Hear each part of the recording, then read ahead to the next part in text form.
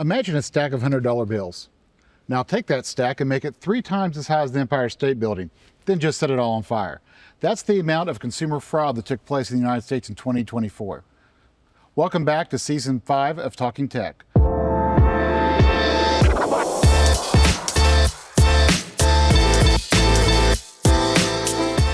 My name is Fred Stapleton. I'm a Senior Director of Relationship Management with CSI. If you don't know who we are, we work day in and day out with banks and credit unions to provide them technology to help them grow, survive, and thrive in today's challenging environment.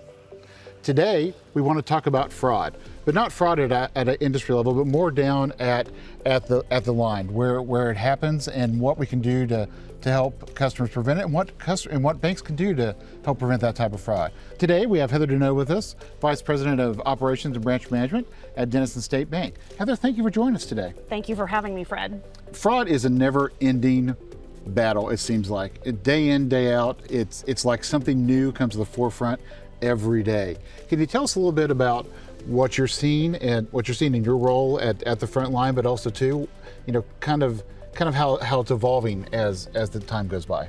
Absolutely. Fraud has changed throughout the years. It used to be fairly simple, maybe a few debit card frauds here and there.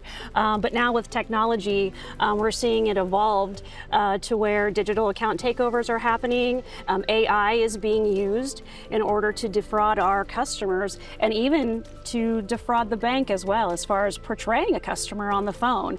And we've actually seen that several times at the bank, where one of us has been on the phone with the scammer who's pretending to be our customer, while we have the real customer talking to another employee down the hall. And so it takes all of the bank, all employees, to be working together to kind of combat that type of complex fraud. That's interesting and amazing what, the tools that they have to be able to do that type of thing nowadays.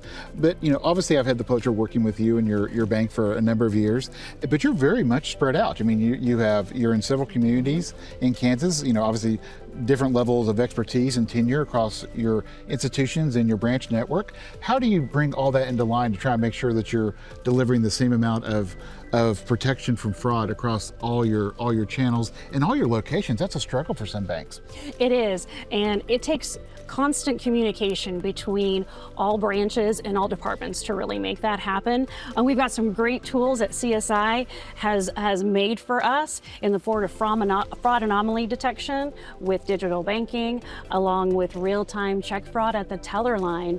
And that's what it takes is those real-time tools. So all of our branches are working on fraud at the same time in real time, but also really working on that internal communication so that we all can make sure that we're all on the same page. Another key component of fighting fraud, I feel, and I really feel the community banks do this better than larger banks because they can really feel what's being experienced at a particular point and react to it far more quickly than a larger institution. What type of consumer education are you doing to assist your excellent team? But obviously, educating the consumer is a big part of that too. What kind of steps are you guys taking in those areas to help with that? I would say we do the usual. You put information out there on your website. You try to talk about that at the account opening level with your new account reps. But we also are very honest with our customers too, and telling them that fraud does exist in our community. And so these are the ways that we can help alleviate any sort of scams that you might become involved in. And we're honest with our employees when we see fraud. That way our front line can relay that to our customers. We don't want to pretend that this is a what-if situation our customers may find themselves in. This is potentially very likely could happen to you, and these are the ways that you can help us as the bank protect you. Excellent. As you move through, obviously you mentioned there's several tools that you use, and the landscape is ever changing. Mm-hmm. What do you see as you look 6, 12 months down the road? Where do you see the biggest problem or hang up trying to mitigate fraud as you look into the next 6, 12 month time frame? What keeps you up at night? Oh, many things keep me up at night. I would say the involvement of AI keeps us up at night. We hear all the stories about it being able to impersonate voices and things like that. So those things are on our mind as well.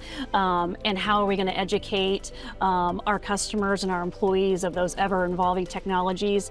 We're always trying to stay up on that, but it is very, very difficult to do in this ever-changing technological world that we now live in.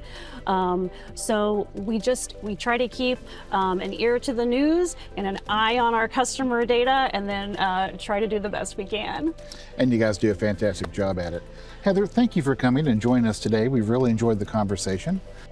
Thank you for joining us for this episode of Talking Tech. Please join us next time. We'll be talking about customer interaction and meeting them where they are to service their unique needs. Thank you for joining us.